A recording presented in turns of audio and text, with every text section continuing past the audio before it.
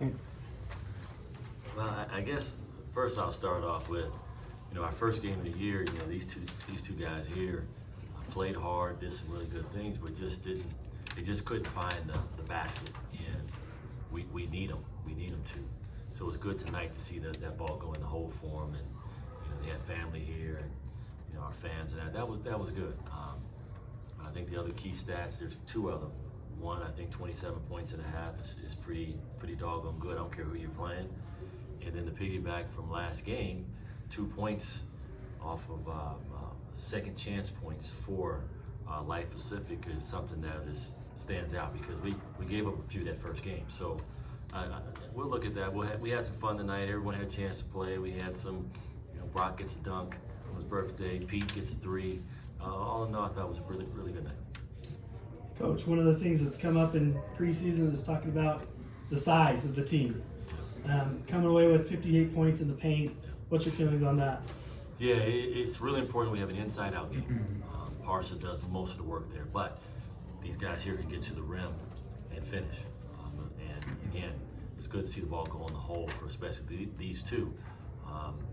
We just have to play a style of basketball where we're going to get extra shots. And you can do that by attacking the offensive glass, but also by getting to the foul line. So I like our balance with the points in the paint. I like our balance, and we just have to keep building on that.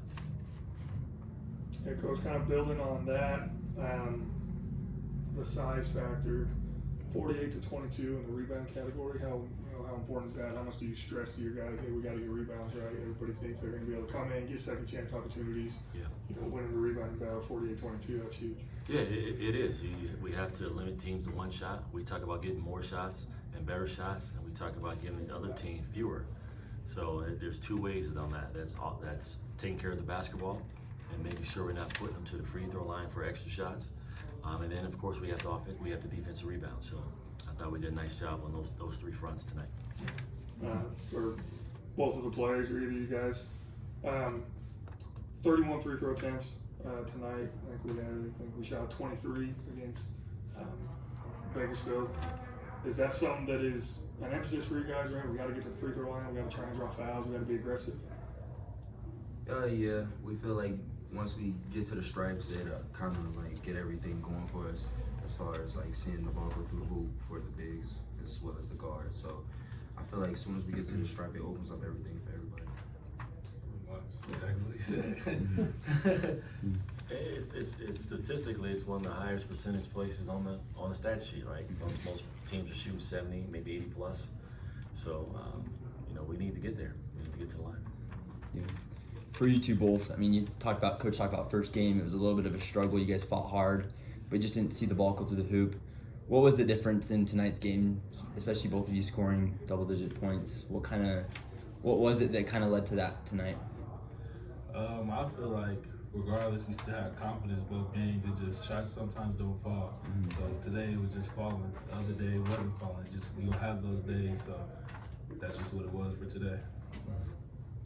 And to piggyback off that, it's just honestly, Prophet got it going. So by one of us getting it going, and then House coming in and doing what he does, and then guys coming off the bench. I mean, it was hard to stick to one. So when one of the guys gets it going, and then more guys start coming in, the team camaraderie is just different.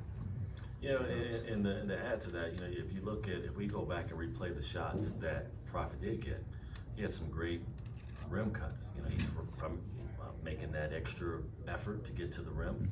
We made the extra pass, and we got some easy looks. That's something to really build on. Question for Prophet. What did you think of your first game here in Cedar City?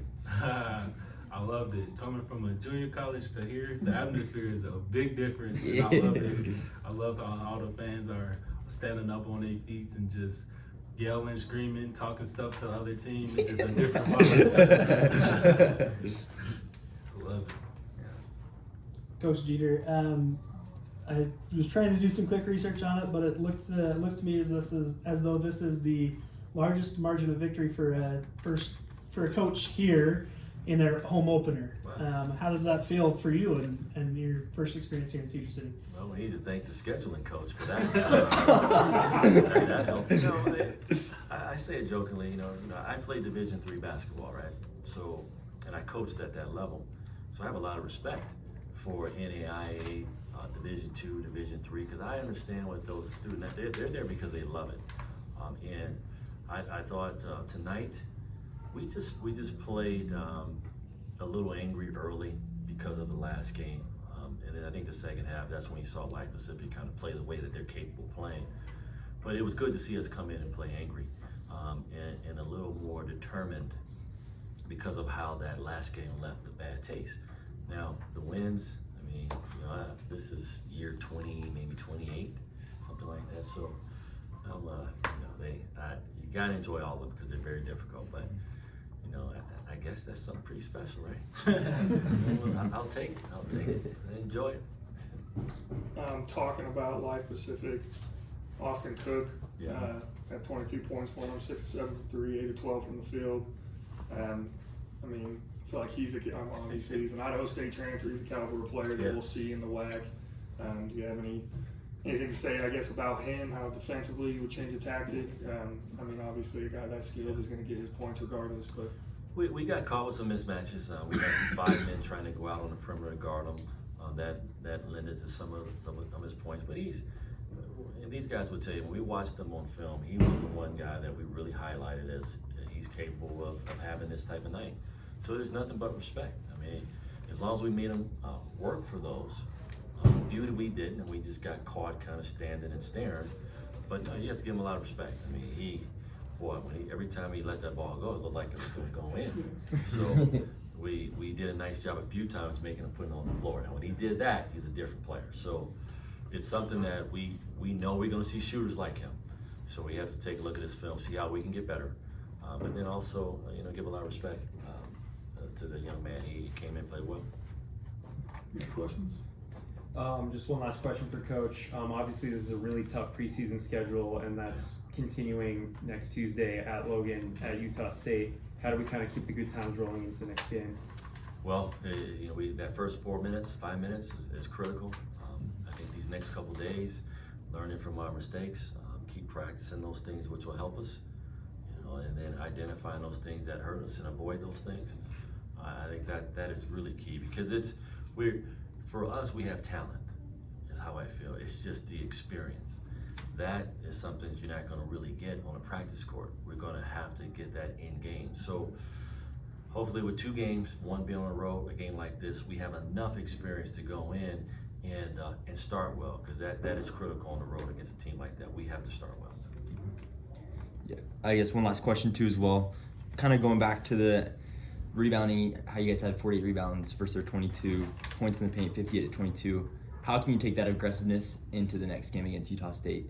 Kind of leading that, especially for you two. This one for us. Yeah. Sorry. My bad. Sorry. Coach.